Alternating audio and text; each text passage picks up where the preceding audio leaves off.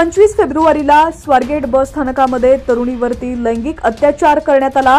यामध्ये आरोपी असलेल्या दत्ता गाडे याला पोलिसांनी त्याच्याच गुन्हाट गावातून अटक केलेली आहे आणि यावेळी त्यानं शेतामध्ये आपला मोबाईल फेकून दिल्याची कबुली दिली होती। मात्र पोलिसांसमोर मोठं आव्हान होतं त्याचा मोबाईल शोधण्याचा। मात्र आता या प्रकरणात मोठी माहिती समोर आलेली आहे। आरोपी दत्तात्रय गाडे याचा मोबाईल मिळालेला आहे। पोलिसांकडून त्या मोबाईलची तांत्रिक तपासणी करण्यात आली।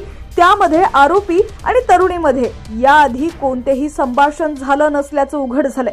दरम्यान शिवशाही बलात्कार प्रकरणी आरोपी दत्ता गाडेला पोलिसांनी 14 दिवसांची पोलीस कोठडी सुनावली आहे। पोलिसांकडून दत्ता गाडे याची कसून चौकशी करण्यात येते। स्वारगेट बलात्कार प्रकरणातील गुन्हेगार दत्तात्रय गाडेच्या मोबाईलची तांत्रिक तपासणी पोलिसांकडून करण्यात आली आहे। स्वारगेट एसटी स्थानकात शिवशाही बसमध्ये प्रवासी तरुणीवर बलात्कार करणारा आरोपी दत्तात्रय गाडेच्या मोबाईलची तांत्रिक तपासणी पोलिसांकडून सुरू आहे। त्यामधून अनेक धक्कादायक खुलासे समोर येण्याची शक्यता आहे। 26 वर्षीय पीडित तरुणी आणि दत्ता गाडे हे एकमेकांच्या संपर्कात नसल्याचं तांत्रिक तपासणीत उघड झालंय। दत्ता गाडे वापरत असलेला मोबाईल हा पोलिसांनी ताब्यात घेतला असून त्याची तांत्रिक तपासणी करण्यात आली आहे। तांत्रिक तपासणीत गाडे आणि पीडित तरुणी एकमेकांच्या संपर्कात नसल्याचं उघडकीस आलंय। शिवशाही बसमध्ये बलात्कार केल्यानंतर नराधम गाडे यानं तरुणीला जीवे मारण्याची धमकी दिली होती।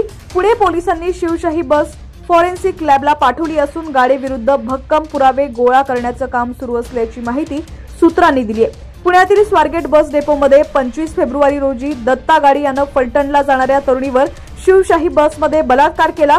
त्यानंतर तिला जीवे मारण्याची धमकी दिली। हे प्रकरण समजल्यानंतर राज्यात संतापाची लाट उसळली।